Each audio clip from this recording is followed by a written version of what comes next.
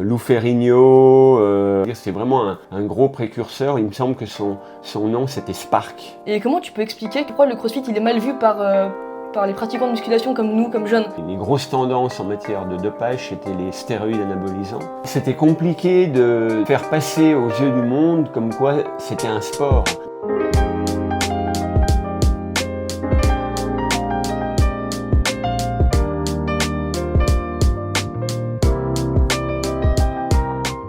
Ça va être très drôle. Alors, c'est naturel. Là, ça tourne. Donc, tu stresses pas, hein, c'est... Non, mais je te fais confiance. Il y aura peut-être 2000, 3000 vues, 6000, on sait pas. 0.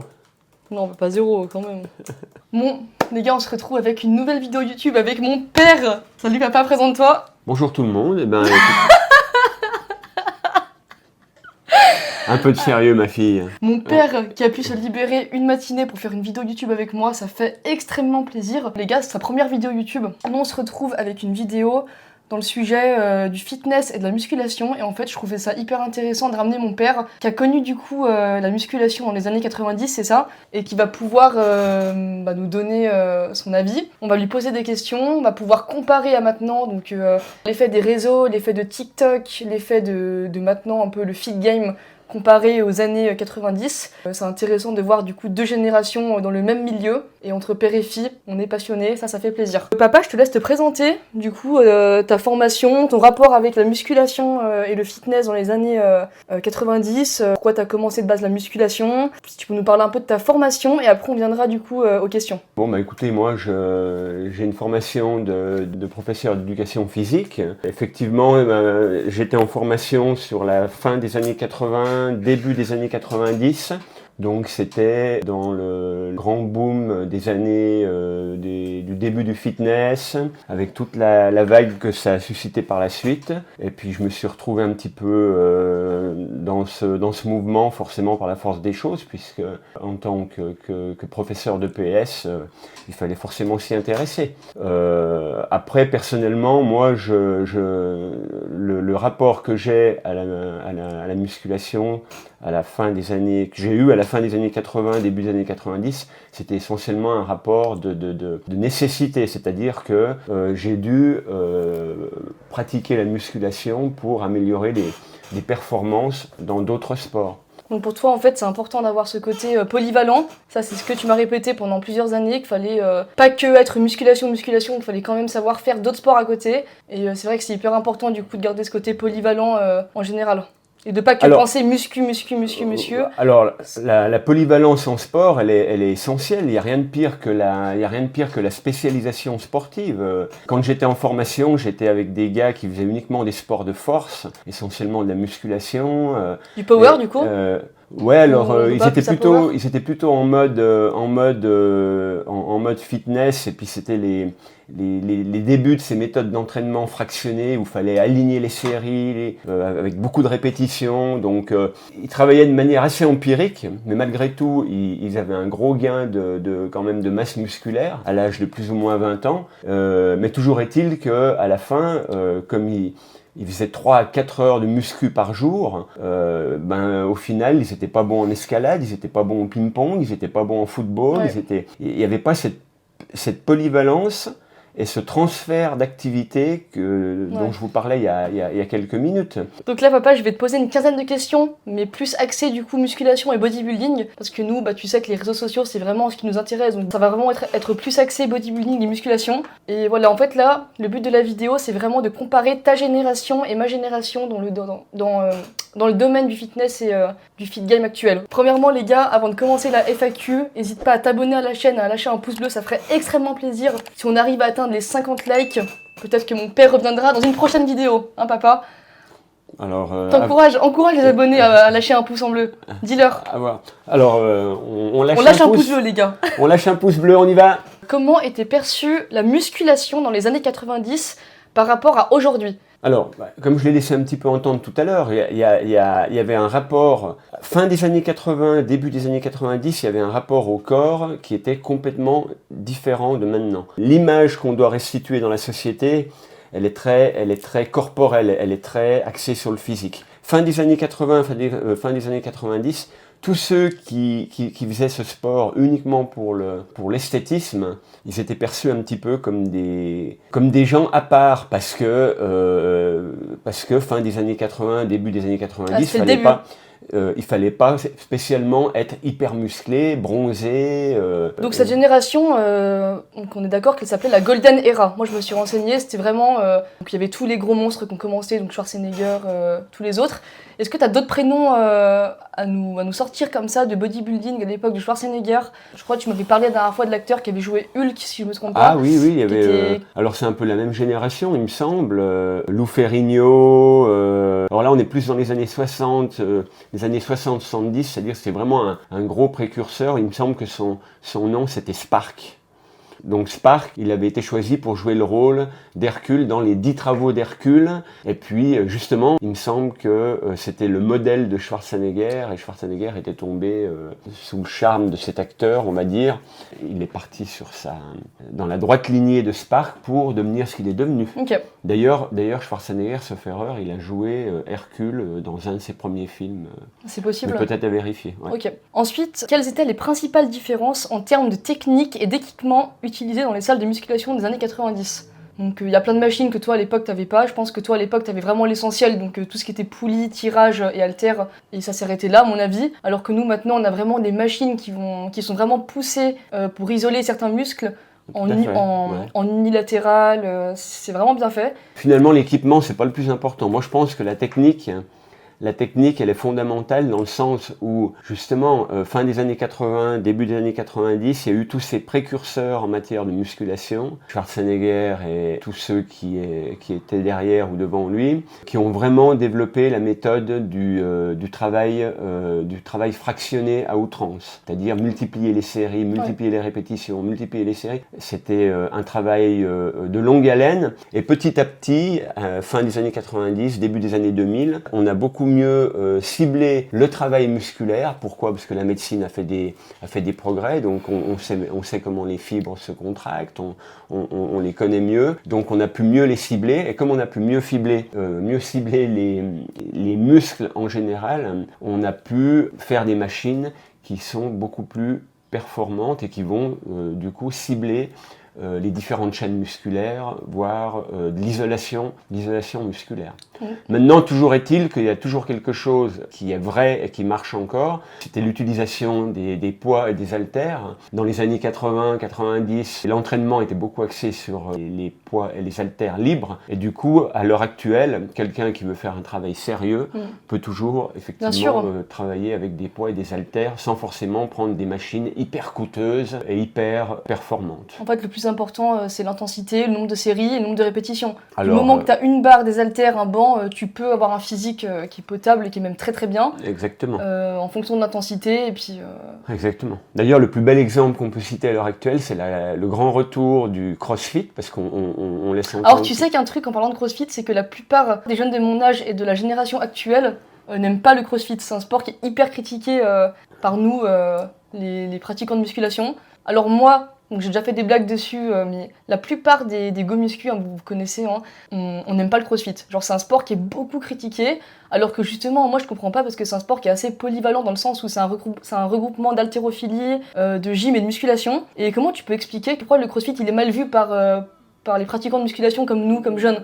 T'arriverais à trouver une idée parce que la musculation, par essence même en salle, elle est cadrée. Il faut faire de la muscu en salle, il faut vendre de matériel, il faut vendre des produits, il faut vendre son image. Donc c'est tout le contraire du crossfit. Le crossfit c'est quoi? Sachant que le crossfit c'est à l'extérieur, on n'a pas besoin de matériel, c'est gratuit. La musculation en salle elle n'est pas gratuite. Le crossfit c'est gratuit, on va dehors, on prend des barres, on travaille avec le poids de corps. C'est hyper efficace de travailler avec le poids de corps. Donc c'est en opposition avec les machines, avec la mode du on est enfermé, on travaille avec des machines performantes. Voilà. Non mais c'est parce qu'en fait les pratiquants de musculation de mon âge, pour ma part c'est pas le cas, mais je sais que la plupart ils ont une image du crossfit de personnes qui font des demi-tractions, qui se balancent autour d'une barre, alors que je pense honnêtement que si tu mets quelqu'un qui fait que de la musculation, peut-être un body ou quoi, si tu lui demandes de faire un parcours de crossfit, je pense qu'il serait complètement nul comparé à... Ah non, Non, non, Non? non, non, non, non. La plupart des gens qui pratiquent le crossfit viennent de la musculation. Ou inversement? Et inversement, donc on est finalement dans une forme de transfert d'entraînement où, pour moi, celui qui pratique à un bon niveau le crossfit, il pratiquera à un bon niveau la musculation avec les objectifs qu'il veut atteindre. Et puis celui qui pratique la musculation à un bon niveau peut transférer facilement sur le crossfit, Ok. où il fera des choses qui sont d'un point de vue gymnique très très performantes, quoi. Tu vas me dire un peu ton avis, mais on en parlait avec des potes l'autre fois. On est d'accord, si tu prends un gars qui a fait du poids de corps toute sa vie, donc traction, pompe, dips, et que tu le mets en salle de sport, on est d'accord qu'il aura des meilleures performances en salle qu'un gars qui a fait de la musculation toute sa vie et qui se met au poids de corps. Ben oui, oui, complètement, parce que celui qui a travaillé toute sa vie ou une partie de sa vie au poids de corps, il sera de toute façon plus polyvalent, puisque avec ses exercices, il va travailler les fibres différemment, il va cibler les fibres rouges, les fibres blanches, les fibres intermédiaires, alors que celui qui fait que de la musculation pour gagner du muscle, il va plutôt cibler les fibres blanches, et puis pour retransposer ça dans des exercices de polyvalents comme le crossfit, ça va être compliqué. Ok. Mais ça sera aussi plus facile pour ces personnes qui auront de toute façon un gain de force important. Mais je l'ai dit tout à l'heure, quelqu'un qui bouffe de la muscu puis qui du jour au lendemain il veut faire grimpeur, ça va l'aider, mais il aura de la peine. Il ne sera pas souple, il ne va pas solliciter les bonnes fibres, ça va être compliqué pour lui. Ouais. Quels étaient les régimes alimentaires et les compléments les plus populaires pour les adeptes de musculation dans les années 90? Dans les souvenirs que j'ai, c'était blanc d'œuf, blanc de poulet, et puis il y avait déjà des boissons protéinées à l'époque. Et c'était quoi les boissons protéinées de l'époque les plus connues? Tu t'en rappelles? T'as un nom? C'était quoi? C'était des bouteilles que t'achetais, des canettes? Je me souviens pas du nom. Par contre, c'était déjà des boîtes et c'était essentiellement des protéines à base de soja, puisque les protéines à base de lactosérum, elles étaient encore pas au point. Donc c'était plutôt à base de soja. C'était assez indigeste. Il fallait pas les prendre n'importe quand. Donc c'était vraiment le début des boissons protéinées que tu pouvais acheter comme ça à l'unité? Non, c'était moins digestible et puis il fallait composer avec une nourriture plus équilibrée, des aliments classiques. Et tu sais que maintenant, tout ce qui est nourriture protéinée, c'est en train de se développer à mort depuis 3-4 ans, et que maintenant, presque chaque aliment, tu vas au moins trouver une version protéinée. Par exemple, maintenant, tu vas à Lidl, donc tu sais, ils ont sorti la version, pas les iPro, donc tu sais, il y a les iPro de Danone. Là, à Lidl, ils ont sorti des mousses. Là, tu changes de pays, en Espagne ou même aux States, tu vas dans des Lidl ou quoi, il y a tout qui est protéiné. Les compléments, donc du coup, les plus utilisés dans les années 90, est-ce que c'était quoi? C'était la whey, la créatine, la L-carnitine, donc les compléments les plus médiatisés par la presse, ou même ceux que Alors créatine, L-carnitine, c'était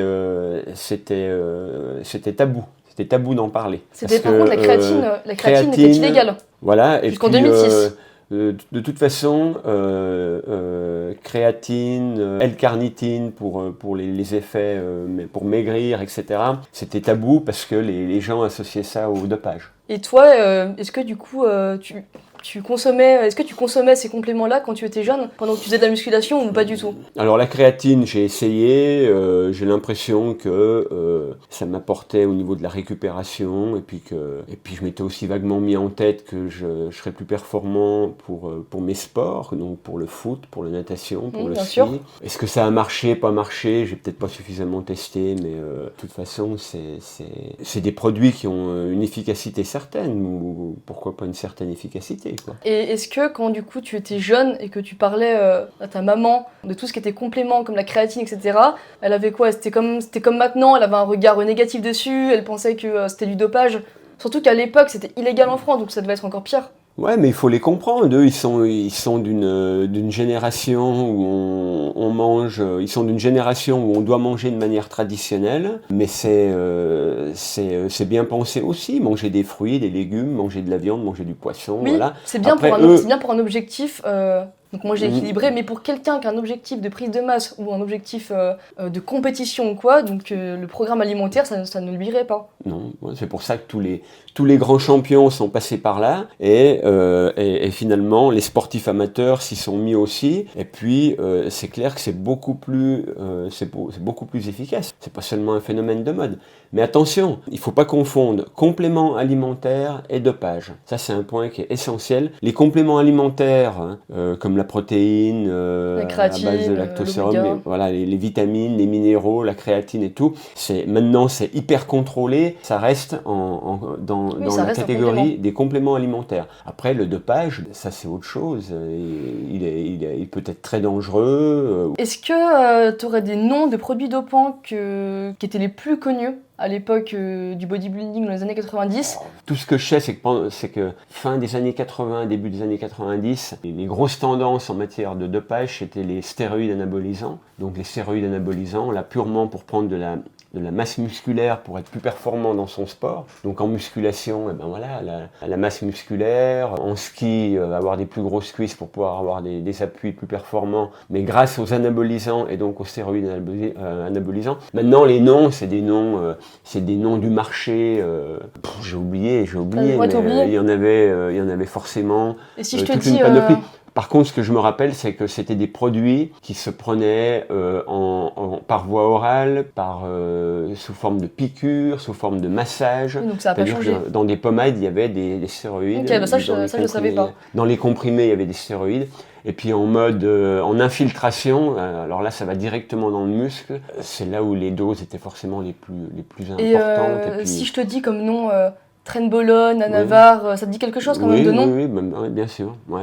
Donc nous, je pense que là actuellement, donc avec les réseaux sociaux, je pense que les produits anabolisants les plus pris par notre génération, donc là en 2023, je crois que c'est vraiment Trenbolone, Anavar, peut-être que de nom ça te dit quelque chose. Tout à fait. Mais il faut pas céder à la tentation. En fait, le n'allez problème... pas sur Internet et puis ne commandez pas des produits Dans les comme pays ça. de l'Est, pays de l'Est, on sait pas d'où ça Là, vient. par contre, on sait pas trop d'où ça vient. Vous allez payer ça une blinde et puis En fait, la c'est plupart, c'est votre santé qui va en subir les conséquences. Tombez pas dans ce piège, quoi. La plupart en fait des jeunes de notre âge, c'est que la plupart ils vont commencer la musculation vers 16-17 ans. Ils commencent la musculation très tôt avec les réseaux sociaux et TikTok. Et en fait sur TikTok, l'influence du fit game elle est énorme. Du coup les jeunes ils ont tendance à commencer la musculation très tôt, dès 16 ans, dès 17 ans parce qu'ils voient des beaux physiques, ils se disent moi aussi je vais être comme ça, je vais être comme ça. Surtout en parlant de bodybuilding. Du coup le problème c'est que ces jeunes ils vont commencer la musculation à 17 ans. Tu sais la musculation quand t'as plusieurs années de musculation, tu vas atteindre tes limites. Donc à un moment donné quand tu commences la musculation, ton corps, la courbe de progression, elle va être comme ça, parce que du moment que tu commences la musculation, ton corps, peu importe ton régime alimentaire ou quoi, il va bouger. Mais dès que tu as plus de 5 ans, 6 ans, 7 ans de musculation, tu n'auras plus les mêmes changements, tu vas stagner, mais ça c'est normal. Du coup, la plupart des jeunes, quand ils vont voir leur corps et leur physique stagner, pour un objectif de compète ou non, ils vont être tentés à prendre des produits anabolisants pour dépasser leurs limites, parce qu'ils en ont marre de se voir stagner, donc ils en ont marre de voir que leur corps bouge pas, donc... pourquoi pas prendre une prise de produits anabolisants pour encore devenir plus énorme que jusqu'à leurs limites. Le fait de vouloir dépasser ses limites, c'est dans la nature humaine. C'est dans la nature de l'homme, c'est un débat philosophique, mais c'est dans la nature humaine de vouloir dépasser ses limites. L'homme, depuis la nuit des temps, il a voulu surpasser son prochain. Est-ce que prendre des produits dopants, parce qu'on est dans une forme d'addiction, et puis c'est une forme de tricherie... Et une forme de compétition pour être meilleur que l'autre et...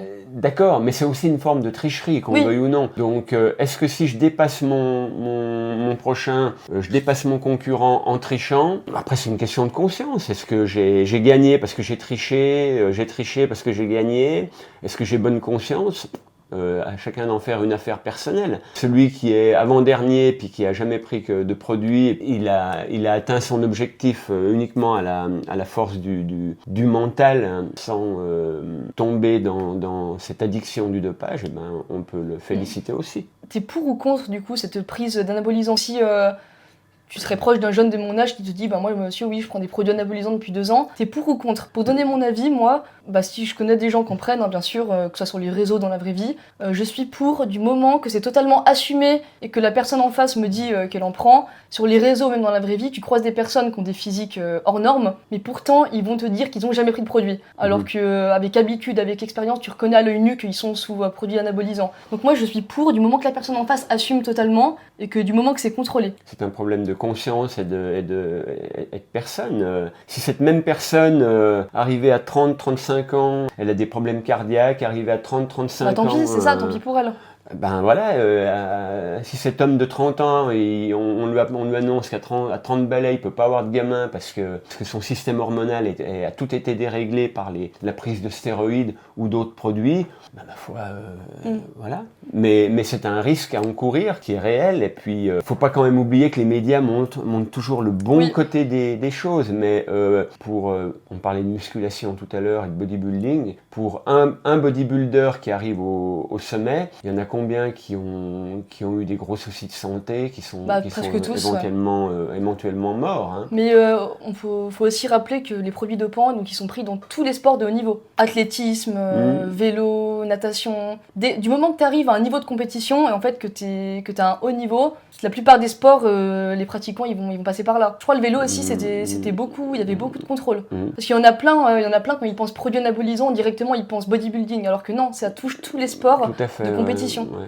Alors les sports les plus gangrénés par le dopage sont tous les sports de force ou qui font appel à de grosses décharges physiques, alors comme le vélo, le ski de fond, la natation, l'haltérophilie, la musculation. Mais après, le joueur de ping-pong peut se doper, le tireur à l'arc peut se doper, le pilote de Formule 1 peut se doper en prenant les produits adaptés à son sport. Même dans des films, même maintenant pour jouer des films ou des rôles, il y en a plein qui vont passer par là pour paraître plus impressionnant derrière la caméra. Y avait-il des stéréotypes ou des préjugés associés à la musculation dans les années 90 ? Je pense en avoir un petit peu parlé tout à l'heure. C'était compliqué de faire passer aux yeux du monde comme quoi c'était un sport. Dans l'idée des gens, qui dit sport, dit activité où la personne est en mouvement, elle va montrer un geste bien précis et tout.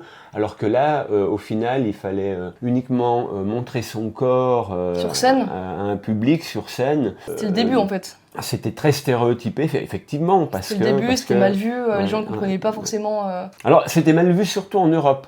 C'était mal vu surtout en Europe, parce que l'Europe, dans les fins des années 80, début des années 90, l'Europe c'était le vieux continent où on était en retard sur tout. Par contre, effectivement, aux États-Unis, les Américains ont beaucoup de défauts, mais ils avaient une longueur d'avance quand même. Ils avaient cette qualité-là dans ce sport. Si on peut parler de qualité, c'est qu'ils étaient avant-gardistes et puis ils avaient une longueur d'avance. C'est pour ça que, sauf erreur, Schwarzenegger est parti. Oui. Prends un exemple de l'Autriche. Il est parti de l'Autriche en Amérique pour le bodybuilding. Pour le bodybuilding, parce qu'il n'y a que là où il pouvait percer finalement. Exactement. Quel conseil tu donnerais aux personnes qui souhaiteraient s'entraîner à la manière des années 90 maintenant ? Toi, si tu croises un jeune là, de 25 ans qui te dit moi monsieur, j'aimerais bien m'entraîner comme dans les années 80-90, tu conseillerais quoi comme mouvement La technique, elle est forcément hyper bonne, puisque on parlait tout à l'heure de ces gens qui étaient des précurseurs. Moi, je conseillerais à ces jeunes de passer par là à fond, puisque là, on n'a rien inventé. Le travail progressif, le travail dégressif, pyramidal, etc.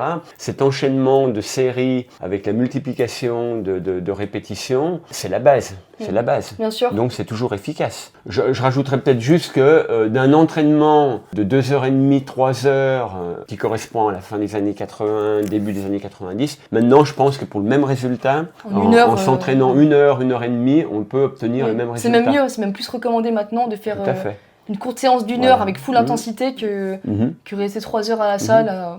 Après, on a beau avoir les machines les plus performantes, les méthodes d'entraînement évoluent, mais il faut toujours garder les bases. Ok. Si tu serais de mon époque, là, et que tu serais sur les réseaux sociaux à faire de la création de contenu, tu penses que tu te serais dirigé plutôt vers le bodybuilding ou vers le powerlifting ? Si je parle d'un point de vue purement sportif, je sais pas si je me serais dirigé vers le powerlifting, mais j'aurais plutôt choisi ça. Okay, Pour moi, ça me paraît pas forcément plus complet, mais moins ciblé sur l'image qu'on veut restituer sur les réseaux sociaux, le rapport qu'on a avec son corps.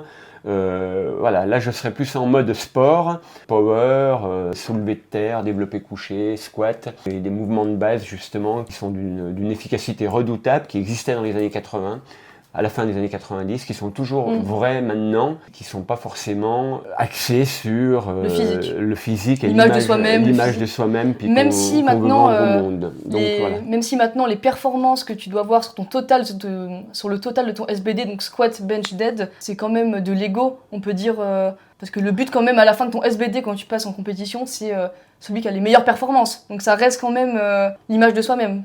C'est vrai, mais il y a ce côté exhibitionnisme, voilà. Il y a ce côté exhibitionnisme qui me dérange un petit peu. Oui, où tu pourrais pas être sur scène avec du tan, voilà. Sur scène à te montrer comme ça. Après, je dis pas que c'est pas du sport, il y a un côté artistique, non, il y a tout le travail qui est derrière, mais le power, je trouve que justement tu parlais d'ego, et ben ma foi, si on a des perfs qui sont de, par exemple, 3 reps à 110 kg en développé couché, ça reste très personnel, une excellente performance, puis qu'on peut faire valoir dans une compétition de powerlifting et non pas dans du bodybuilding où on s'affiche. Mais bon, ça c'est mon avis, après ça engage que moi finalement. Mis à part ça, c'est une toute petite parenthèse, parce que là je vois dans ton local le portrait de Schwarzenegger. Il n'empêche que j'ai quand même lu des choses sur lui, je connais son rôle de... C'est un gars qui était intelligent quand même, Schwarzenegger. Voilà, c'est quelqu'un qui était intelligent, qui avait plein d'ambitions, il a percé dans le monde sportif, il a percé dans le monde politique, cinéma, il a percé dans le monde cinématographique. Donc vous voyez les gars, c'était pas juste un mec qui faisait du body de base, il était vraiment intelligent ce mec. C'était quelqu'un de polyvalent et y compris en sport. Le fait de monter sur scène et puis d'être le meilleur au monde, l'a pas empêché de pratiquer finalement d'autres activités. C'est ça qui est bien. Voilà. C'est pour ça que je l'aime beaucoup d'ailleurs. Je vais te montrer, donc tu sais, nous, on a vraiment l'engouement des réseaux sociaux du fit game français. Donc il y a beaucoup d'influenceurs qui sont connus en France pour leur physique, sur les réseaux sociaux, donc dans le fit game, sur TikTok, Instagram. C'est des personnes qui ont mon âge à peu près, pour la plupart.